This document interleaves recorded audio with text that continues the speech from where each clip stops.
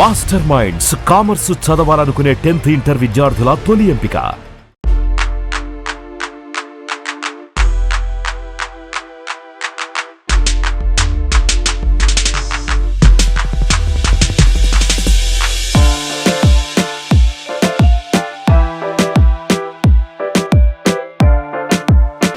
అందరికీ నమస్కారం. I dream సగర్వంగా సమర్పిస్తోంది సిల్వర్ స్క్రీన్ లెజెండ్స్.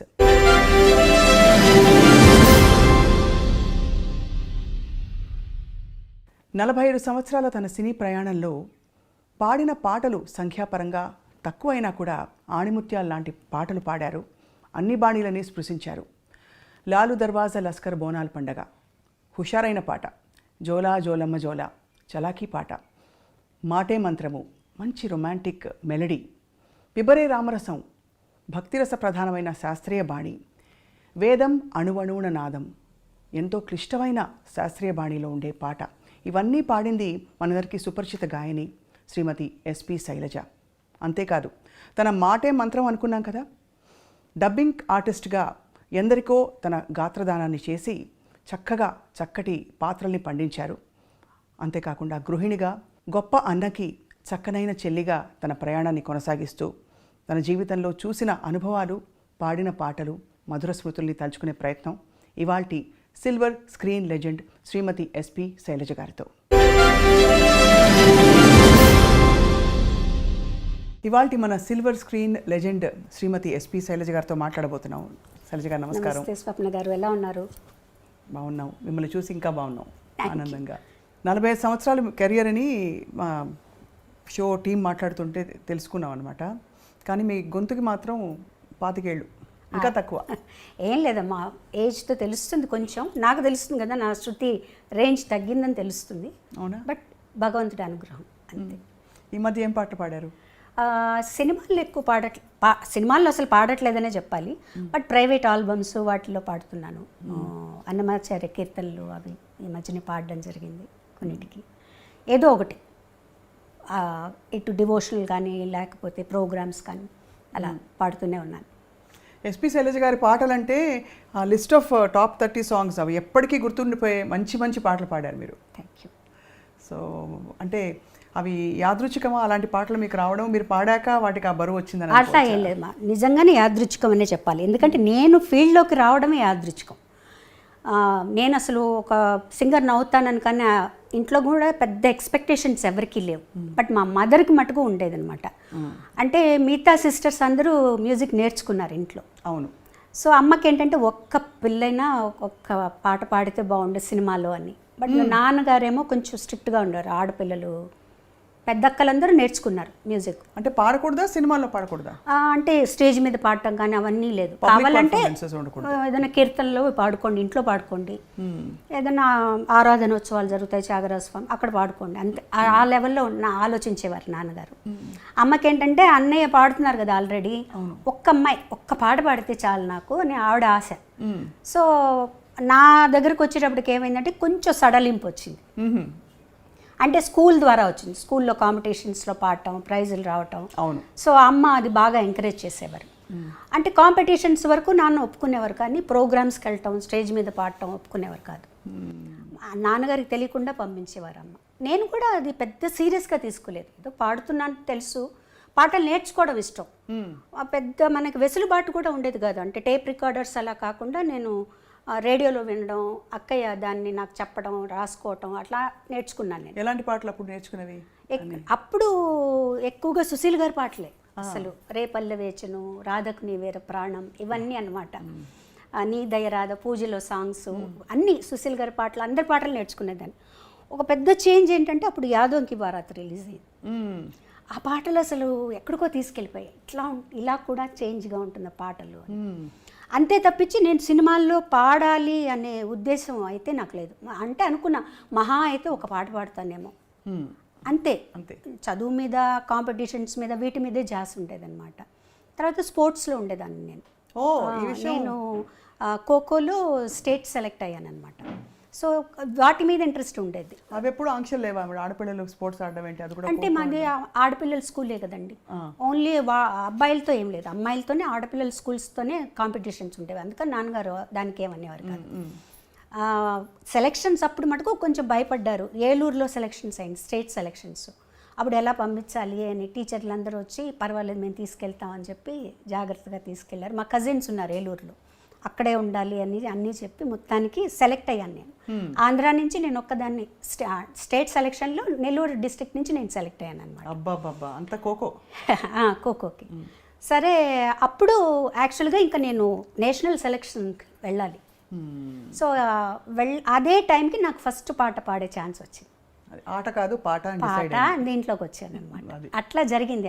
అది కూడా నేను ఒక్క పాట పాడతానని అనుకున్నా, మళ్ళీ వెనక్కి వచ్చేస్తాను, 9th స్టాండర్డ్ ఫినిష్ చేయాలి, 10th చదవాలి, చదువుకోవాలి అనే ధ్యాస, ఆటల మీద ధ్యాస ఎక్కువ ఉండేది. అలా వచ్చిన దాన్ని ఇక్కడ స్థిరపడిపోయాను. అప్పట్లో మీరు పాడుతున్నప్పుడు అన్నయ్య మీ పాట విని ఎలా స్పందించేవారు? కరెక్ట్ చేసేవారా? నాన్నగారు కరెక్ట్ చేసేవారా మీ పాటని? గమకం ఇలా వనాలమ్మా, లేకపోతే ఇది ఇంకా ఈ శృతిలో ఇలా పాడాలని చెప్పి? కానీ నాన్నగారు పెద్దగా ఏ కరెక్షన్ అంటే అంతగా వినేవారు కాదు. అప్పట్లో ఏదన్నా వస్తే రేడియోలో రావటం, లేదంటే మేము రికార్డ్ చేసుకొని చెన్నై నుంచి నెల్లూరు వెళ్ళి నాన్నగారికి వినిపించడం మేము వెళ్ళినప్పుడు అలాగే జరిగేదన్నమాట.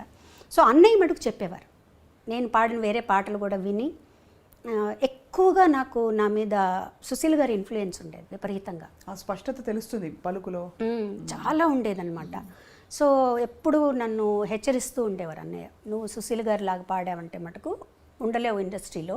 ఎందుకంటే ఆవిడ ఉన్నారు, ఆవిడ పాటలు పాడడానికి, ఆవిడ పాటే నువ్వు పాడితే ఇంకెందుకు, నువ్వెందుకు, ఆవిడే ఉన్నారు కదా అని చెప్పేవారు. మొత్తానికి ఏమైందంటే తమిళ్లో పాడేటప్పటికి నా ఒరిజినల్ వాయిస్ నాకు తెలిసింది. వేరే ఏలియన్ లాంగ్వేజ్ అప్పటి వరకు నాకు తెలియదు తమిళ్లో ఎలా పాడాలి, నా ఒరిజినాలిటీ బయటకు వచ్చిందనమాట. సో అప్పుడు లక్కీగా ఏంటంటే ఈ జానపదం టైప్ సాంగ్స్ మనం రావటం వల్ల ఆ ఛాయలు కొంచెం తగ్గాయి. అయినా కంప్లీట్గా పోయాయని నేను చెప్పను, ఆవిడ ఇన్ఫ్లుయెన్స్ నా జన్మాంతరం నా మీద ఉంటుంది. సో అది మటుకు చెప్పేవారు. తర్వాత ఎక్స్ప్రెషన్స్ ఇవ్వాలని చెప్పేవారు. కంపోజ్ చేస్తారు అన్నీ ఓకే, నువ్వేం చేస్తావు దానికి, నీ ఎక్స్ప్రెషన్స్ ఇవ్వాలి ఆ పాటలో. లేకపోతే అక్కడ వాళ్ళు యాక్ట్ చేస్తారు ఓకే, ఆ పాట బ్లాండ్గా ఉందనుకో వాళ్ళు మటుకు ఏం చేస్తారు, ఆ పాట నువ్వు అనుభవించి నువ్వు కూడా కొంచెం నటించాల్సి ఉంటుంది. ఈ రకంగా చెప్పి, లేకపోతే మొట్టమొదటి పాటలు వింటే చాలా స్ట్రెయిట్గా బ్లాండ్గా ఉంటాయి పాటలన్నీ. కానీ అప్పట్లో అంత ఇన్సిస్టెన్స్ కూడా తక్కువ ఉండేది కదా. అంటే మనకి ఉదాహరణకి లీల గారి పాటలు, తర్వాత సుశీలమ్మ, జానకమ్మ, ఆ జనరేషన్లో కొంచెం ఎక్స్ప్రెషన్ ఎక్కువ వచ్చింది. కానీ అంతకుముందు ఇలాంటి ఎక్స్ప్రెషన్ అయితే లేదు, వేరే విధంగా. ఎందుకంటే అది డ్రామాల నుంచి వచ్చారు కదండి, స్టేజ్ నుంచి వచ్చారు. అవును, వాల్యూమ్ ఎక్కువ. అవును, వాల్యూమ్ మీదే ఉండేది పాట అంతా, వాళ్ళకి భావం మీద తక్కువ. ఒక రకంగా భావం మనకి ఆ భావం రావాలి అంటే ఘంటసాల గారు, జానకి గారి దగ్గర నుంచే వచ్చింది ఆ భావాన్ని తీసుకొచ్చి. సుశీల్ గారి వాయిస్కి భావం అక్కర్లేదు అసలు, ఆవిడ గొంతుకు అలాగే ఏ భావమైనా పలికేస్తుంది అనమాట. సో వాటి నుంచి నెమ్మదిగా దాటుకుంటూ ఎలా దాటుకోవాలి, మైక్ సెన్స్, మైక్ వాయిస్ని ఎంతలా ఉపయోగించుకోవాలి, మైక్ ముందు ఎలా పాడాలి, స్టేజ్లో మైక్ ముందు ఎలా పాడాలి, ఇవన్నీ వీళ్ళందరినీ చూసి నేర్చుకున్నాను. మీరు పాడే టైంకి కూడా ట్రాక్ సిస్టమ్ ఉండిందా, లేక కొంత నేను లేదండి, ట్రాక్ లేదు, లైవ్. అంటే సింగిల్ టేక్ ఆర్టిస్టులు అందరూ కలిసి వాయించడం అంతే. మళ్ళీ ఒక తప్పు చేస్తే అందరూ వాయించాలి. చాలా కష్టం అంటే అది ఆ స్కూల్ అలవాటు అయిపోయిన తర్వాత మిగతా చాలా ఈజీ అనిపిస్తాయి. ట్రాక్ పాడడం ఈజీ అనిపిస్తుంది. ఎందుకంటే అక్కడ చాలా జాగ్రత్తగా ఒక 30 పీస్ ఆర్కెస్ట్రా ఉందనుకోండి, పక్కన కో ఆర్టిస్ట్ ఇంకో చోటుకి వెళ్ళాలనుకోండి, ఇవన్నీ దగ్గర పెట్టుకోవాలి మనం. సో ఆ స్ట్రెస్ కూడా ఉంటుంది. అమ్మో నేను తప్పు చేస్తే అంత ఆగిపోతుంది, అన్నీ మొదటి నుంచి మొదలు పెట్టాలి అని చెప్పి చాలా జాగ్రత్తగా. బట్ మీరు బాగా గమనిస్తే వాటికి ఉండే ఏమంటారు ఆ క్లారిటీ, ఆ పాటల్లో ఉండే క్లారిటీ మీకు ట్రాక్ సిస్టమ్స్ అవన్నీ వచ్చేసాక అంత క్లారిటీ లేదు చూడండి. అవును, అది డెఫినెట్గా ఉంటుంది. తర్వాత పోటీ ఉంటుంది, పాడాలి, ఇంకా ఇంప్రూవ్ చేయాలి. పక్క వాళ్ళు ఏం పాడుతున్నారు, వాళ్ళు ఎలాంటి ఎక్స్ప్రెషన్స్ ఇస్తున్నారు, మనం ఎలాంటివి ఇవ్వాలి అనే పోటీ. మీరు వసంత గారు కలిసి పాడారు కదా అప్పుడు పాట, ఫస్ట్ సాంగ్ అదే. ఫస్ట్ సాంగ్ మీరు కలిసి, యాక్చువల్లీ మీరు హైదరాబాద్ వస్తే మళ్ళీ మిమ్మల్ని తిరిగి కాంపిటీషన్కి వచ్చాను హైదరాబాద్కి, all India some singers competition. మన చిత్రంజన్ గారే దానికి జడ్జిగా వచ్చారు ఆ రోజు. పాడేసి లక్కీగా నేను వసంత ఇద్దరం పాడేసి ట్రైన్ ఎక్కామని. ఇద్దరు కలిసి పాడారా? లేదు, తను ఒక సాంగ్ నేను ఒక సాంగ్. తనకు ఫస్ట్ ప్రైజ్, నాకు సెకండ్ ప్రైజ్ వచ్చింది ఆ కాంపిటీషన్. ఆ పాట పాడారు గుర్తు చేస్తారా? తనేమో రారయ్య పోయిన వాళ్ళు అని గాజులకి స్టైల్లో ఒక పాట పాడింది. నేను ఏం పాడానో నాకు అంతగా గుర్తులేదు. రాధకు నివేర ప్రాణమే పాడాను అనుకుంటానండి. సో అది పాడిన తర్వాత మధ్యాహ్నానికి మాకు అప్పుడు ఈ ఫోన్లు ఎవరింటికో తెలిసిన వాళ్ళ ఇంటికి ఫోన్ చేసి అన్నయ్య పిల్లలిద్దరిని ట్రైన్ ఎక్కించి మార్నింగ్ కల్లా చెన్నైలో ఉండేటట్టు చేయమన్నారు అనమాట. సో ఆ కాంపిటీషన్ పాడి ట్రైన్ ఎక్కి వచ్చేసాం. అది 1977 1977 13th February 14th February పాడామని. అబ్బా, గూస్ బంప్స్ వస్తున్నాయి మీరు చెప్తుంటే. అంటే అంతకాలం క్రితం. సో అప్పుడు లలిత సంగీతం బాగా ప్రాచుర్యంలో ఉంది. అవునండి. విడిగా నేర్చుకోవడం అలా ఉండిందండి? అంటే లలిత సంగీతం అవన్నీ ఏదైనా మంచి పాటలు ఉన్నాయి. ఇప్పుడు కచేరీలు చేసేటప్పుడు అప్పుడు లలిత సంగీతం కూడా పాడేవాళ్ళు. సినిమా పాటలతో పాటు లలిత సంగీతాలు పాడేవాళ్ళం, అందరూ పాడేవాళ్ళు, కో సింగర్స్ అందరూ. సో ఆ లెక్కగా నేర్చుకున్నాను అనమాట కొన్ని పాటలు. ఒక్క పాట గుర్తు చేసుకోగలుగుతారా? ఒక పల్లవి. లలిత సంగీతమా? మీ ఇష్టమైన పాట. లలిత సంగీతం ముఖ్యంగా ఎందుకంటే అది మనకి తరచుగా వినిపించదు. ఇది యాక్చువల్గా నేను పాడే ఈ లలిత సంగీతం ఏంటంటే చాలా ప్రాచుర్యం పొందింది, కానీ ఎవరు రాశారు, ఎవరు కంపోజ్ చేశారని తెలియదు. మా సిస్టర్ రాసింది, తనే కంపోజ్ చేసింది అనమాట. ఇది అప్పుడు డీడీలో వచ్చింది. నేను అన్నయ్య గారు పాడేటప్పుడు అనమాట. నిన్ను పిలిచాను వెదకి అలిశాను, అయినా కానరాకున్నావు నీవు. నిన్ను పిలిచాను వెదకి అలిశాను, అయినా కానరాకున్నావు నీవు. మురళిని మ్రోగించు జాలిని చూపించు, మురళిని మ్రోగించు జాలిని చూపించు, లాలించి పాలించి కరుణ చూపించు, నన్ను లాలించి పాలించి కరుణ చూపించు. నిన్ను పిలిచాను వెదకి అలిశాను, అయినా కానరాకున్నావు నీవు. మీరే గుర్తుపెట్టుకున్నారు చక్కగా. ఎంత చక్కటి పాట, ఎలా మర్చిపోతామండి ఈ పాట. మేము పెరుగుతున్నప్పుడు ఈ పాటలన్నీ కూడా వినికిడి మీద చాలా ఇష్టమైన. ఇప్పటికీ ఈ మధ్యలో కూడా టెలికాస్ట్ అవుతుంది. నిత్య సంతోష్ గారు ఫోన్ చేశారు, అది ఎవరు రాశారో కొంచెం చెప్తారా లిరిక్స్ అంటే, మా సిస్టర్ ద్వారా పంపించామన్నమాట అది. సో అలా పాట ప్రయాణం మొదలై మీరు పాటకే ఖోఖో కాదని చెప్పి ఇటు మళ్ళీపోయారు. ఖోఖోని మిస్ అయ్యారా కొంచెం? అయ్యో వెళ్ళి ఆడాలి. డెఫినెట్గా స్కూల్ మిస్ అయ్యాను నేను. అంటే 9th మధ్యలోనే వచ్చేసాను. వచ్చేసిన తర్వాత ఇంకా ఒక తమిళ్లోకి వచ్చేసిన తర్వాత కొంచెం తమిళ్లో ఎక్కువ బిజీ అయిపోయాను నేను. సో అప్పుడు 9th మధ్యలో ఆపేసి రావాల్సి వచ్చిందనమాట. తర్వాత 10th ప్రైవేట్గా రాసి చదివాను. బట్ ఆ స్కూల్ అట్మాస్ఫియర్, కాలేజ్ అట్మాస్ఫియర్ ఇవేవి తెలియవు నాకు. బట్ ఎలా అయినా డిగ్రీ చేయాలని ఒక ఆశ. అవును. తర్వాత మళ్ళీ ఒక 5 years తర్వాత డిగ్రీ ఫినిష్ చేశాను. శైలజ గారు, మిమ్మల్ని ఎప్పుడు చూసినా అప్పటి నుంచి ఇప్పటిదాకా మీరు పాటలు పాడిన తీరు, ఇప్పుడు లాస్ట్ ఇంటర్వ్యూ మనం చేసినప్పుడు చాలా పద్ధతైన పెంపకం కొట్టొచ్చినట్టు కనిపిస్తుంది. ఎవరి ప్రభావం? అన్నయ్య ప్రభావం, లేకపోతే నాన్నగారు అమ్మగారు అలా చెప్పించి? ఎక్కువ చెప్పాలంటే అమ్మగారు, ముగ్గురిది ప్రభావం ఉందండి. ముందు అమ్మగారు ఎంత మనకి స్వాతంత్రం ఇస్తారో అంత స్ట్రిక్ట్గా ఉండేవారు. దాన్ని మీరు ఉపయోగించుకోండి తప్పించి దాన్ని నిరుపయోగం చేసుకోకూడదు. నేను ఇచ్చే స్వాతంత్రాన్ని దాన్ని చక్కగా ఉపయోగించుకోండి, అంతేగాని ఓవర్గా ఇవన్నీ ఉండకూడదు. పద్ధతిగా అలా ఉండాలి. ఉదాహరణకి అంటే కట్టుబొట్టు అలాగా? కట్టుబొట్టు అలాగే. అంటే ఎంత అమ్మ అంటే మేము స్కూల్కి వచ్చాక 2 జడలు వేసుకోవడం, స్కూల్లో తప్పనిసరి కాబట్టి వేసుకునేవాళ్ళం. మా అక్కయ్యలు 2 జడలు కూడా వేసుకోకూడదు, 1 జడ వేసుకోవాలి.